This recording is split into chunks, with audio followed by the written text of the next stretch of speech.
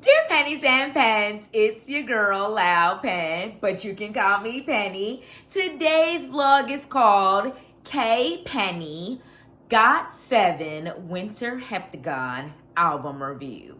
Okay, first of all, Pennies and Pens, thanks so much for watching, checking out the Penny Black YouTube channel, and supporting my business, ISLP, the INKSPOT LLC. So ISLP, the INKSPOT LLC, is a creative production company, and we create original products and produce events.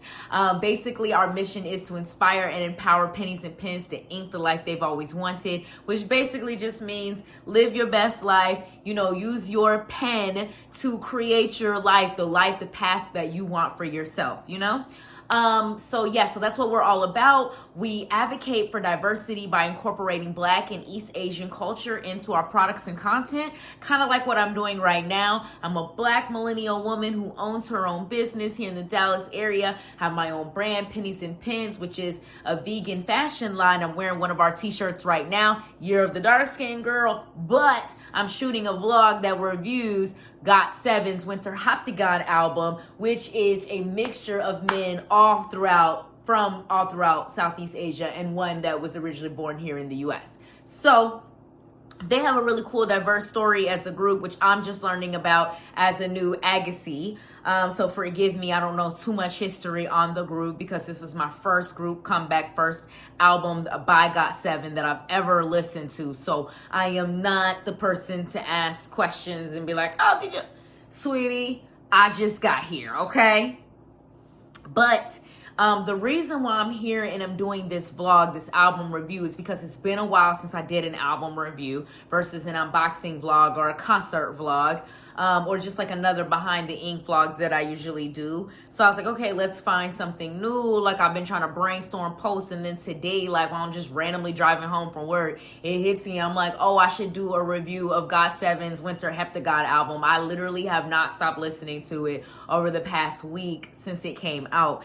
And I just feel like this album in general, like just to share like general thoughts about this album and the comeback before I review each song, is that this comeback in general felt so special. Like, it really truly united, like it of course reunited the group, all of the 7 different members of GOT7, but it also united fandoms. Like, there were so many fandoms that were coming through and supporting this comeback, like in the YouTube comment section on the title track Python, but also just like in all these various different, because I'm in several K-pop Discord servers at this point, and this album was brought up in every server. Like, everybody was buzzing about GOT7's Winter Heptagon album. My homegirl texted me about it, like, Penny, what did you think? I was like, bruh, this album is incredible. You know what I'm saying? With my Mumbai Bay besties, we talked about it. I talked about it with my EXOL peeps. Like, I talked about it with Shouts. Like, I talked about this album with, like I said, 3-4 different fandoms. Like, you know what I'm saying? This album, like I said, it reunited the members, and it did it in such a beautiful way, because I have previously, as you guys know, been a Bam Bam solo stan, like not even in a negative way. It's just I found Bam Bam in 2023 after his first album, Sour and Sweet. And at the time, there really was no group activities going on. As a matter of fact, I'm saying 2023, but was Sour and Sweet actually 2022? Hold up, y'all. Let me go look at the album real quick to verify the year. Hold up. Because I really don't remember what year this actually dropped. No, this was 2023. Yeah, it was 2023 because I got it in May of 2023 when I went on my May trip to Seoul. But anyways, that's when I discovered Bam Bam. Was like a couple of weeks before that album came out in 2023. I believe it was March of 2023. Because the album came out in March of 2023, right? Yeah, March of 2023, right? So I randomly had been following Bam Bam on Weverse because of Sumi, and because they're, label mates at Abyss. And I was like, oh yeah, I just started casually following his Weverse page, y'all. And I would like posts as they popped up in the feed. But I was not really checking out none of his music, because even when he brought out Sour and Sweet, he had 2 previous albums, Ribbon and B. And I didn't check out Ribbon or B. So randomly one day I was driving home from an event and I happened to say like, oh, I never actually listened to Bam Bam, but I've been following his Weverse page for a while now. Like, maybe I should actually listen to this dude. So I pulled up the Sour and Sweet album, which was right after it came out. So I fell in love with it instantly. It was that Korean R&B that I had been looking for, you know? And then just Bam Bam's story is so diverse, being that he comes from Thailand, like, you know, and then came to Korea so young as a teenager, like, and debuted as a member of GOT7. So he just has an incredible story, you know what I'm saying? And so I got really heavily into Bam Bam after that, like after I got Sour and Sweet. Then I went back and got his other albums, Ribbon and B. So then by the time Bam Assist dropped last year, I was like hype over Bam Bam, right? But, you know, during this time, you ain't know what was really going on with GOT7. Now, if you was at AGHASE and you was really plugged into the group and the fandom like that, you probably knew that a comeback was sort of kind of whispered and talked about, but nobody really knew if it was going to happen, right? So I was totally disconnected from all of that because I'm just only like plugged into Bam Bam, like I said, not on some negative, but just on some like, nobody knew what was going on with the group, like, you know what I mean? Because they had left JYP and signed with Warner Music Korea and put an album after that, but it had been years since they had dropped, like, I think it's like 3-4 years since they had officially dropped the album as a group. So, you don't know, and all 7 members, the soloists, so it's like, you don't know if they're ever gonna come back together and do an album. So when it was finally confirmed, like late last year, like December, that the album was in fact gonna drop in January, I was like, oh, no, I'm checking this out. I said, at the very least, I'm checking this out to support Bam Bam. You know what I'm saying? Y'all, check out the album. Bruh, I tell everybody, I'm like, I came for Bam Bam. I'm staying for Jin Young, Jackson, Jin Young, Jackson, Young Jay, Mark. But me and my homegirl from work, we fighting over Mark because she talking about he, her. And I'm like, I don't know about that, sis. Like, she like, Penny, you trying to bias the whole group? I'm like, yeah. Like, it's GOT7. Right? So, anyways, what was we talking about? Oh, and so the album Reunited fandoms brought all these different fandoms together, like I said, because I've been talking about it in, like, I joined a GOT7 server just so I can focus on GOT7, but also I talked about it in the Shiny core, we talked about it in EXO core, we talked about it in my Mom Bebe chat. Like, this album was just uniting everybody. And it's because you have 7 different men from totally different backgrounds coming together. You got JB, the leader, Korean, you know what I'm saying? But he's coming from a different vibe and perspective than the other 6 members. And I don't know the age order at all. So forgive me, y'all. I don't know the age order. So I ain't going in order. Then after that, you got Jackson, who's born in Hong Kong, totally an international superstar. You know what I'm saying? Speak multiple different languages, got totally different background. And also circling back to JB, my homegirl swear up and down he had one of the best album releases of 2024. Now I have to check it out for myself, but that's what they said. You know what I'm saying? And who else? What other the members? Jin Young, y'all. When every time on Python, when it gets to Jin Young part, I'll be like, we running backwards like a marathon. Like, Jin Young, like, I mean, and then Yuchium, I don't think I say his name right, but when he do the part, like, gotta hold on me like a Python, he do the 7, like, the way he do the 7, but the way he do it, you can't come for him. Honey, you have to sit on down. And then Young Jay, like, I Googled, that's when I had to learn every member's name, because at the beginning of the comeback, I only knew Bam Bam and I knew Jackson because I had briefly checked out some of Jackson's solo, but I only knew them by name and face. You know what I'm saying? Now, Bam Bam, I knew heavily because I was at that point a collector of his albums, followed his last comeback heavily. You know what I'm saying? But with Jackson, I was like, okay, I know who he is. I could recognize him in the group. You know what I'm saying? But when it got the Young Jay in the Python music video, that's when I was like, okay, I got to learn this young man's name. Like, what is your name, sir? I got to Google it. You know what I'm saying? I was like, got 7 members. I got to know everybody's name now. I got to know everybody's name. I was like, honey, I got to know everybody's name because he come in at the end of the song, but he's still the song. I was like, John Jay, it's other people go to sing on the song. He said, honey. He said, honey, it's my song now. All right, excuse me. And then, you know what I'm saying, Mark, he's selling out shows overseas, but I don't know, because Jackson, his money stacked to space, but I don't know. I just work here, y'all. Anyways, I'm babbling. Let's actually review the album or whatever. Like, if you still here after 10 minutes of me going all around the topic, but if you ain't never watched a Penny Black YouTube vlog before, you be like, you probably be a little lost. But if you a regular Pennies and Pens, you subscriber, you know what's up. You know your girl can't stay on topic. Let me drink some water. It's been 10 minutes. All right. Python. Y'all, this song is so iconic. This is Bam Bam's masterpiece. Every song was so thoughtfully and meticulously played. I ruined my point using the wrong word. Every lyric in this song was thoughtfully and meticulously placed. There is not one line of the song Python that feels out of place. It tells the most beautiful, coolest story. Like, it's insane how the storytelling that this young man created in this song. Like, Bam Bam, are you kidding me right now? Like,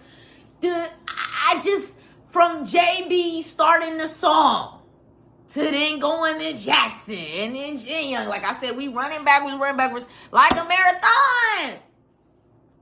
And then the next part go to Bam Bam. He do the first part of the chorus, right? No. Or is it, do we go to Bam Bam or do we go to Young? See, I don't know. I done forgot the vocal lineup, but it either go to Young or Bam Bam. And I'm not saying his name right, y'all. Forgive me. So don't be mad.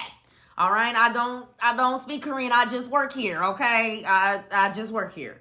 So, anyways, then after that, Mark come on. Like I said, Mark, he like the one overseas, the one that held him down ever since the beginning. You know, he's selling out shows overseas. His part, I don't know, sweetie. I just work here. It's a great part, right? Young Jay, like I said, stole the song. And then, you know what I'm saying? The song's just great. So it's just an iconic song.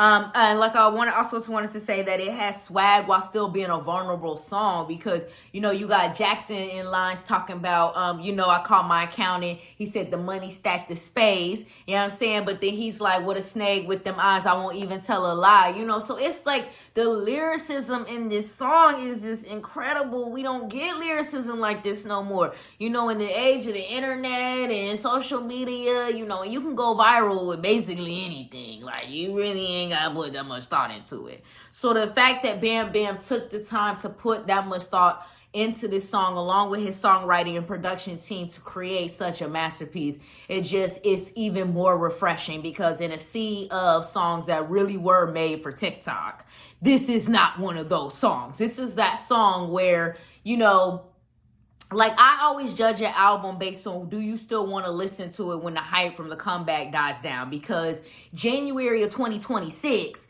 this album isn't going to be new anymore. And the way K-pop albums drop, it's like there's going to be, I don't know how many albums are going to drop the rest of 2025, but by the time you get to January 2026, this album ain't going to be new. So it's like, how are you going to feel about this album then and all the other albums? You know what I'm saying? So it's like, but I feel like honestly, Winter Heptagon, this is an album you will play for years to come. It's a comeback you will not forget. You will not forget.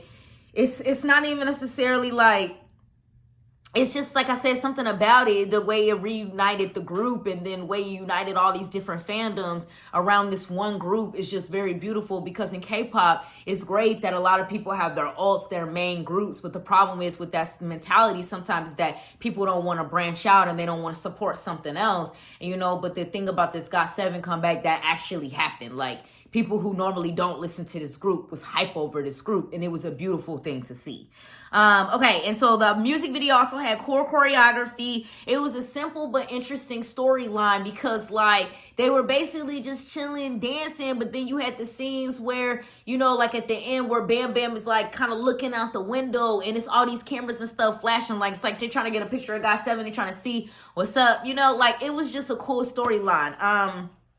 And then the next song on this album, Smooth, this is Jackson's masterpiece because Jackson wrote this one. This song, Smooth, is nostalgic, but it's contemporary. Now, I know even from listening to this song that he was heavily inspired by artists like Michael Jackson, kind of like that funk soul of like the 70s, the early 80s, maybe getting into some of that George Clinton, some of that kind of vibe, because if you listen to it, it's got a real funky vibe to it. Like, I like it when it's smooth. Like, it's just because I can't sing it, but you know what I mean? Like, the lyrics and the way it matches the beat and the melody is very, like I said, nostalgic, but it's contemporary because it doesn't sound like it came out then. It sounds like it came out now, but it's like it's pulled from the sounds of then. You can hear the instruments, you can hear the instrumentals, but you can also really make out each member's vocals, and each member sounds so dope. And it's a sweet and seductive song without doing too much, because that's another thing about modern music. Like, sometimes modern music, it spells it out too much. Like I said, the songs that are made, you can tell when it's a song made for TikTok. You can tell when it's a song that they were like, oh, let me just tell everybody. But when you tell everybody everything, it loses its like shininess, like luster as a song, because then it's like, well, if you telling me everything, you're not leaving anything to the imagination, literally, then it's not really as fun to listen to. But with Jackson Smooth, it feels like, ooh, what's he referring to? You know what I mean? Like, it's one of those. All right, then the next song, Our Youth.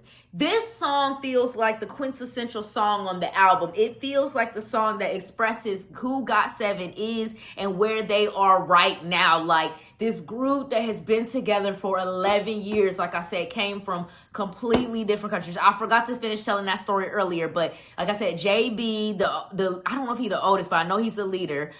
He is obviously Korean, but then you got Jackson, who's born in Hong Kong, but then you got Mark, who is international, originally born in LA, but then you got Bam Bam, who's Thai, you know what I'm saying? But then you got Jin Young, Yoo and Young Jae, who are all Korean as well. So it's like you got this interesting mix of these guys that all came from different parts of the globe, literally, and somehow ended up in the same group. That's crazy. And been together for 11 years. So when you listen to Our Youth, that's what I get the vibes of. Like, this is who we are, and this is where we are right now. We looking back on our youth and like what we've been through together for the 11 plus years that we've been together, because, you know what I'm saying, even though they've been together for 11 years, you have your pre-debut period in K-pop groups where they were trainees. So that trainee period goes beyond that 11 years. So it could go beyond 11 years that they've known each other.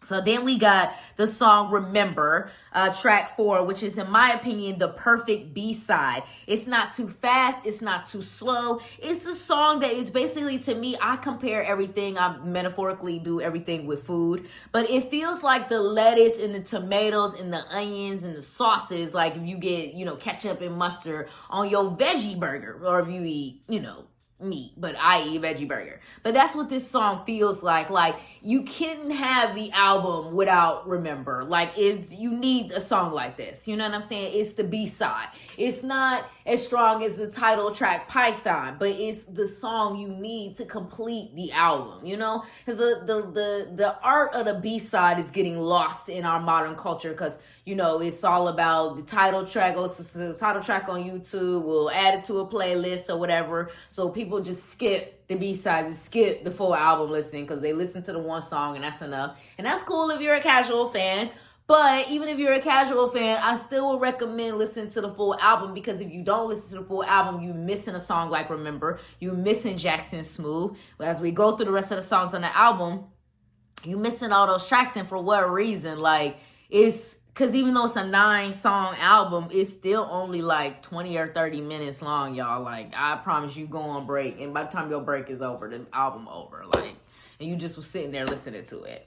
So anyways, the next song, Darling. Are you kidding me? The vocals in Darling are literally beautiful. Like, honey, I wish I could sing and imitate it for y'all in this vlog, but I can't. So let's move on. But it's just such a sweet song. I feel like every time I hear it, I feel like I just got a shot of happiness from the sun. Like, somebody smiled at me, and just my day is just gonna go so much better because I listened to Darling. Like, it's just, oh, it's such a pretty song. All right. And then Tidal Wave is vocal perfection. Every member sounds so unique and distinct, like, because obviously it's a brand new AGHASE, because y'all know your girl be multi-standing. I got to claim the fandom. I can't just pretend like I'm just here for the moment. Like, I'm gonna be there for the next comeback. Like, I'm trying to go to UGM tour here in Dallas. I ain't never even heard this man's solo music, but I just feel like I need to go. That's the closest I'm gonna get to experience some GOT7 live right now, because they can't do a group tour. So I'm just gonna have to go. All right, so and then the next song, number 7, Out the Door. So this is the perfect breakup song. This is the song that when you is done with they ass and you say I'm out the door, you better play out the door, honey. You block them, and play out the door, because they ain't shit, sweetie. They ain't shit. Block them. Don't, sweetie. Listen to Penny.